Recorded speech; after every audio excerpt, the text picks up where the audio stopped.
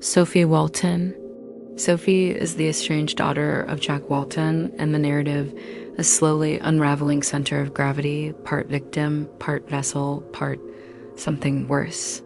Sophie doesn't know she's in a horror story. That's the tragedy. She walks through a minefield of VHS, static forgotten names, and smiling corpses, thinking she's just figuring things out. Sweetheart, you're the ghost in the seance. She's haunted not just by her father's legacy, but by the weird emotional gravity of guilt passed down like a family heirloom. Watching Sophie dig into the past is like watching someone open a birthday gift and pulling out a bloody wedding ring. The further she goes, the more the walls leak, the kind of slow, silent madness that doesn't scream. It whispers in out-of-order timelines and malfunctioning mascots. There's this unbearable hope to her, though. Like she really believes everything broken can be fixed. Like if she just remembers hard enough, she can outthink the dead. But the thing about the Walten Files is this.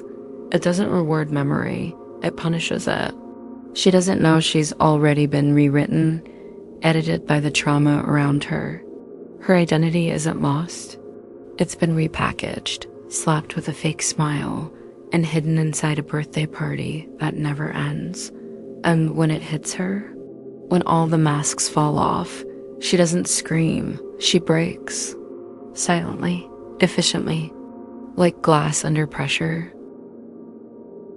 Bon is a hideous blue animatronic rabbit and the most consistent embodiment of repressed violence in the Walten Files.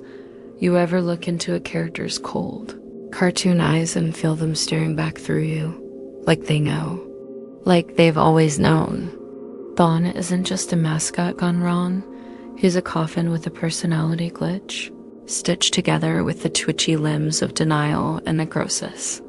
You know how some horror icons kill because they're angry? Bon isn't angry. Bon is empty. He doesn't hunt.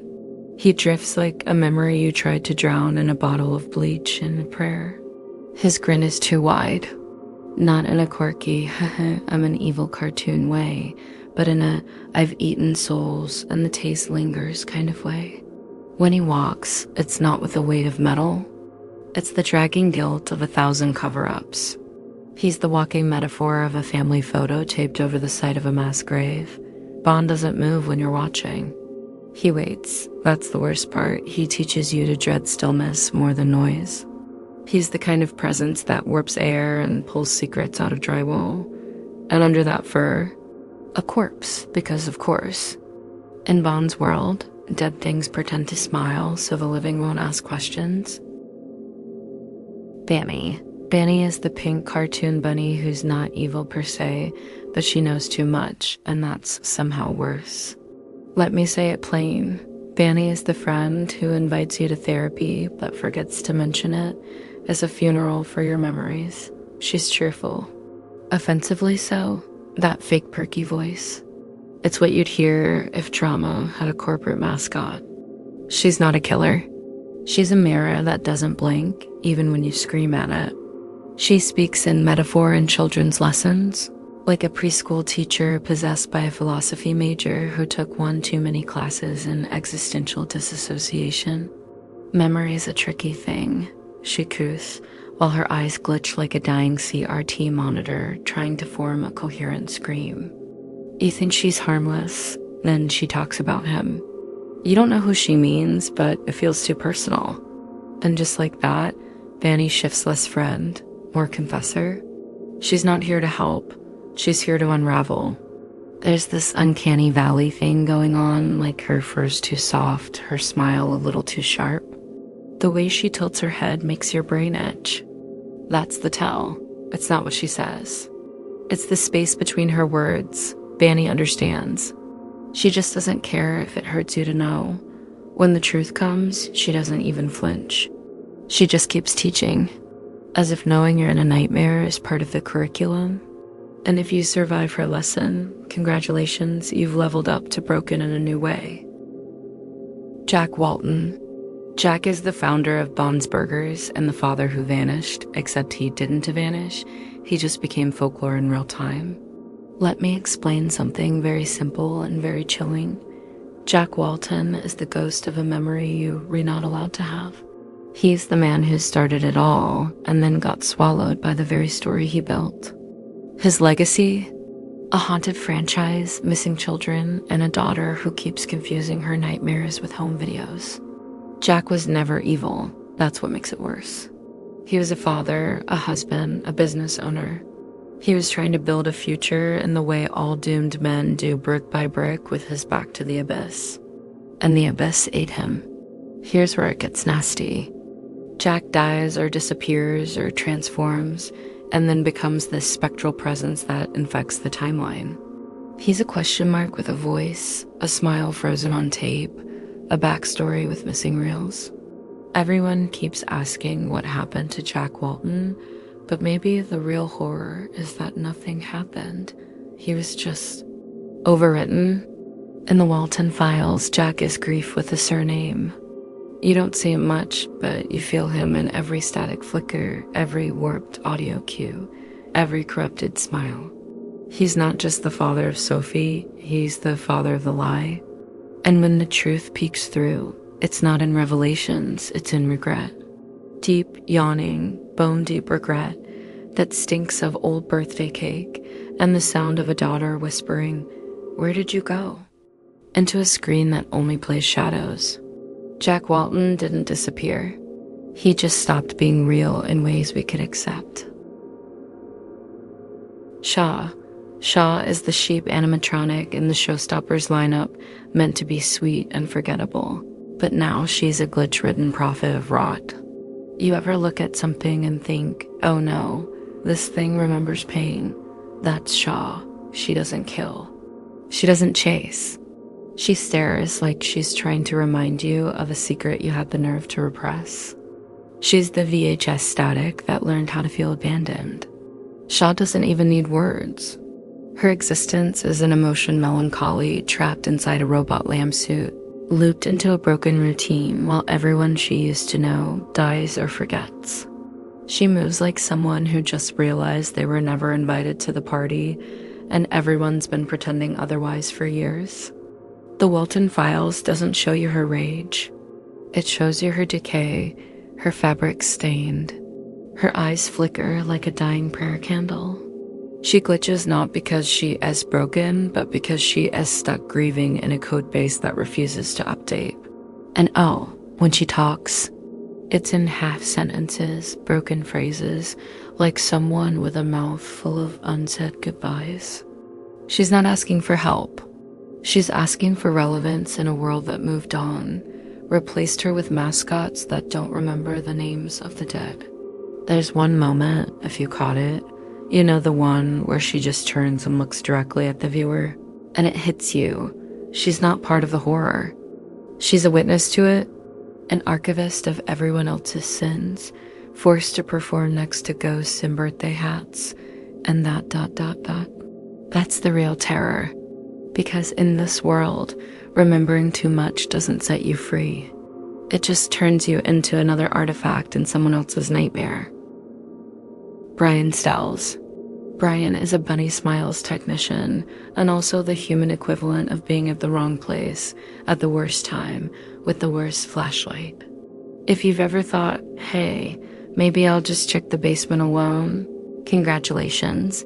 You and Brian have the same survival instincts as a soap bubble in a bonfire. But here's the thing, Brian isn't dumb. He's not your standard horror fodder NPC. He's curious. That's what seals his fate. Curiosity doesn't kill the cat in this story. It rewires it into a walking analog hallucination. Brian's descent is quiet. He's not dragged into madness screaming, he walks, willingly. One step at a time, guided by outdated employee manuals, grainy training tapes, and the invisible stink of corporate rot. It's not just spooky mascot stuff, it's existential black mold. Bunny Smiles is less a company and more a ritual site with a 401k. And what does Brian find? He finds the wrong truth. The kind that doesn't scream, it just waits for you to piece it together. The tapes don't lie, but they also don't explain. They show. They flash. They stutter out fragments of horror like a choking child. Brian becomes ... something else. A placeholder in a corrupted narrative. He dies, but also doesn't. He appears on screens where he shouldn't. He flickers.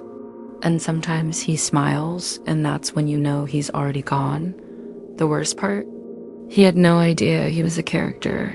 He thought he was a man, a repairman, maybe even a hero. But the Walten Files doesn't do heroes. It does witnesses, and it does bodies.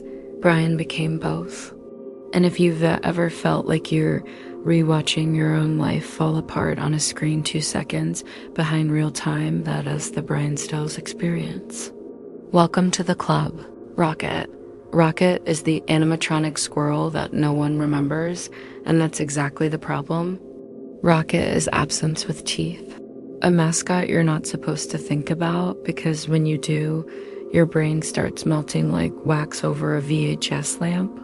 He shows up wrong, too early or too late, out of sync, out of place. Like a deleted character that forced his way back into canon with spite and static. He doesn't speak, he scratches. Into the walls, into your head, into the timeline like a feral thought that refused to be forgotten. The other mascots, they were built. Rocket crawled into existence through narrative gaps and file corruption. He's not part of the show, he's part of the aftermath. Here's the real kicker: Rocket's not just haunting, he's remembering. The look in his warped, oversized eyes isn't confusion, it's recognition. He knows what happened, he knows who died. And every time he glitches into a frame he shouldn't exist in, it's like he's whispering, "They lied to you, I was here first." He doesn't kill you, he frays you, pixel by pixel, emotion by emotion. Rocket is what happens when reality tries to patch over trauma with kid-friendly fur and dead batteries. But the trauma fights back, and maybe, just maybe, Rocket isn't even real. Maybe he's just a symptom, a hallucination inside a hallucination, a squirrel-shaped tumor in the collective brain of the franchise. But that doesn't matter, because Rocket thinks he's real. And in this universe, that's enough to become dangerous. You blink, and he's there. You blink again, and he's never been. Either way, something's gone missing. Relocate Project. The Relocate Project is Bunny Smile's internal attempt to salvage the past, because nothing says corporate ethics like resurrecting trauma with the smiley face logo. Let's get one thing straight. This isn't just a business initiative. This is a ritual disguised as rebranding. It's the PR version of necromancy, the project's goal. Move the mascots, fix the tapes, wipe the memories, start over. You know, classic burn the crime scene and call it a renovation logic. But the files don't forget. They just get louder. The Relocate Project drips with the kind of bureaucratic horror that makes you want to file a complaint to God. Meetings happened. Contracts were signed. Paperwork was filed about the literal bodies inside the animatronics. HR didn't just look the other way. HR probably got eaten first. What's fascinating, no, infuriating, is how methodical it all is. Bunny Smiles didn't fall apart. It rotted on schedule. Someone approved this. Someone, somewhere, looked at haunted animatronics housing the souls of the damned and said, "Yeah, let's move that to K9 storage." It's not just a lore drop, it's a blueprint for denial. And the deeper you go, the more you realize the Relocate Project never ended. It's still happening. It's happening every time the tapes play. Every time Sophie forgets. Every time a frame glitches and someone's name vanishes. This isn't recovery. This is looped collapse. A cleanup that became an infestation. The past wasn't erased. It was boxed, labeled, shipped, and uploaded to YouTube with cheerful synth music and decaying smiles. And you, dear viewer, are part of it. You watched the tapes. You clicked play. Congratulations, you've been relocated too.